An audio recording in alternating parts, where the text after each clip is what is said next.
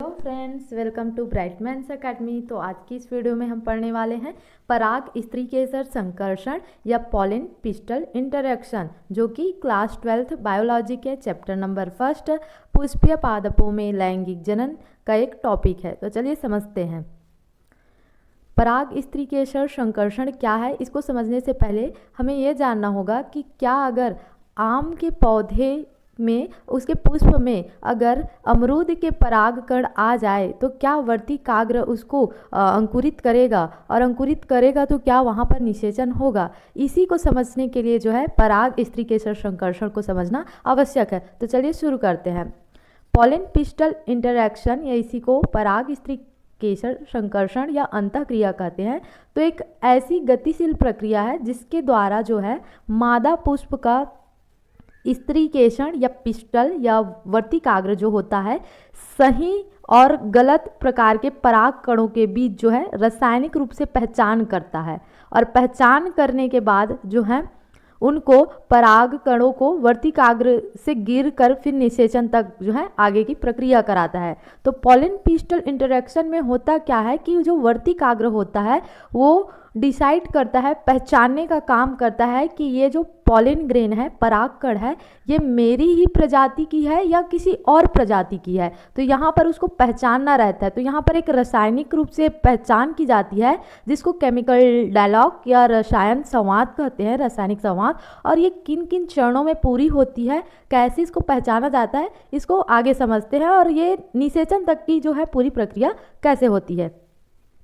पराग स्त्रीकेसर जो है संकर्षण के मुख्य चरण में पहला चरण जो है परागकण की पहचान करना। क्या करना? परागकण की पहचान करना। वर्तिकाग्र क्या करता है? पहचान करता है परागकणों की, रिकग्निशन ऑफ पॉलिन ग्रेन। जब परागण की क्रिया होती है तो किसी भी पुष्प में उसके ही परागकणों के अलावा दूसरे अन्य परागकण जो है माध्यम के द्वारा आकर के वर्तिकाग्र पर पहुंच जाते हैं। तो स्त्रीकेसर यहाँ पर क्या करती है कि स्त्रीकेसर यह पहचानती है कि यहाँ पर जो परागकण आए हैं वर्तिकाग्र पर, गिरे हैं किसी माध्यम से, क्या ये उसी जाति का है या नहीं। और अगर यह अनुकूल होता है, मतलब उसी जाति का होता है परागकण या पॉलिन ग्रेन, तो स्त्रीकेसर उसको क्या कर लेती है? स्वीकार कर लेती है, एक्सेप्ट कर लेती है।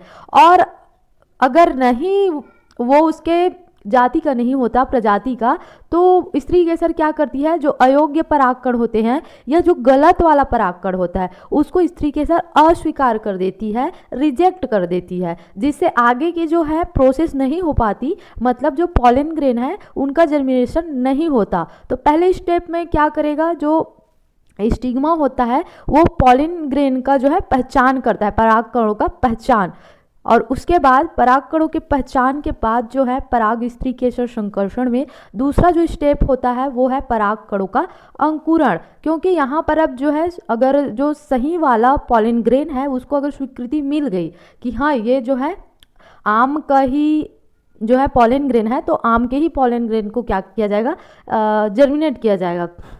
तो परागकण के वर्तिकाग्र से जो है नमी और शर्करा को अवशोषित करती है। परागकण क्या करेगी? स्वीकृति मिलने के बाद वर्तिकाग्र में क्या मौजूद होता है? नमी और जो शर्करा, शुगर प्रेजेंट होता है, उसको अवशोषित करती है, एब्जॉर्ब करती है। और एब्जॉर्ब करने के बाद क्या होता है? जो परागकण के जनन छिद्र होते हैं ना, हमने परागकण का जो है संरचना जो है उसके ऊपर एक वीडियो बनाया है, आपने अगर नहीं देखा है तो वीडियो जरूर देखें।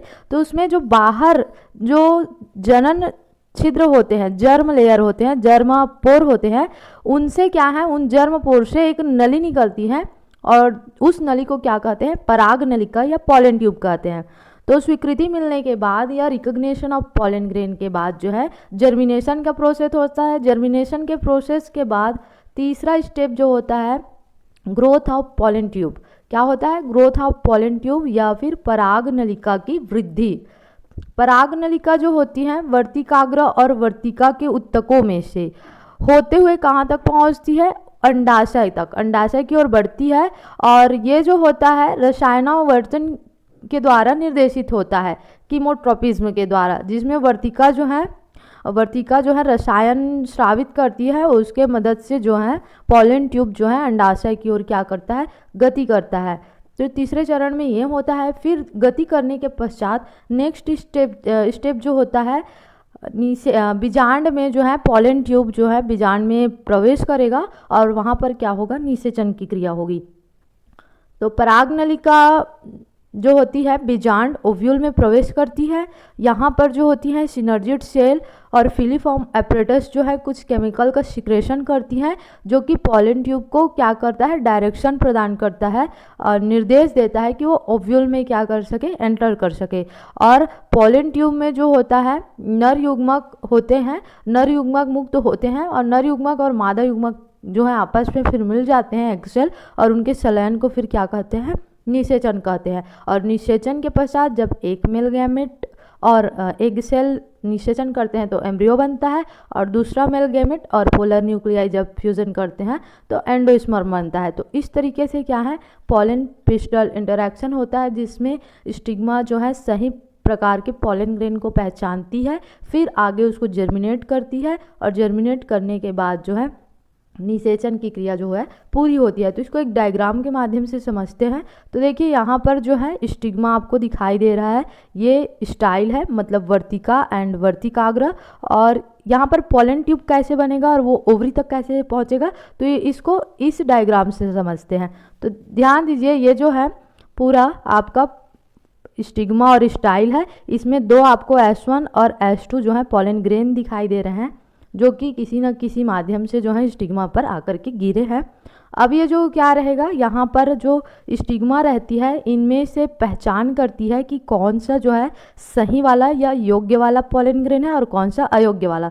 तो अयोग्य वाला जो होता है उसको जो है वर्तिकाग्र क्या कर देती है, रिजेक्ट कर देती है, अस्वीकार कर देती है। और जो सुयोग्य या योग्य वाला परागकण होता है उसको आगे की क्रिया कराने के लिए फिर अंकुरण किया जाता है। फिर अंकुरित हो जाने के बाद जो है क्या है कि ये जो पॉलन ट्यूब है बनना स्टार्ट होता है और धीरे धीरे कहाँ जाता है, तो ये अंडाशय में पहुंच जाता है बीजांड के अंदर, और फिर जो है निषेचन की क्रिया होती है। तो इस तरीके से जो है पॉलन पिस्टल इंटरैक्शन की क्रिया होती है और फर्टिलाइजेशन होता है। तो इसका सिग्निफिकेंस क्या है, महत्व क्या है, तो इसका महत्व ये है कि निषेचन की सफलता होती है और यह सुनिश्चित की जाती है कि केवल सही वाला परागकण ही क्या हो, परिपक्व परागकण ही क्या हो, निषेचन प्रक्रिया को पूरा करे, और कोई दूसरा या दूसरी प्रजाति की जो है परागकण ना पहुंच पाए और निषेचन ना हो, जिससे क्या होती है, प्रजाति की शुद्धता बनी होती है।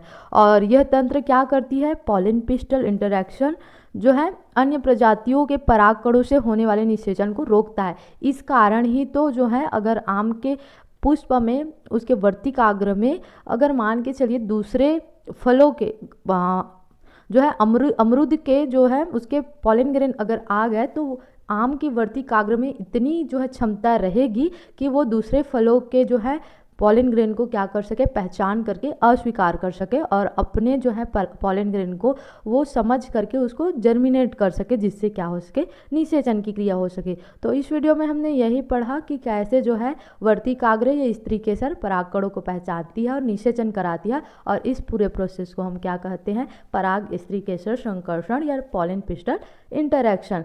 तो अगर आपको वीडियो अच्छा लगा है तो वीडियो को लाइक करें, चैनल को सब्सक्राइब करें। थैंक्स फॉर वॉचिंग, मिलते हैं नेक्स्ट वीडियो में।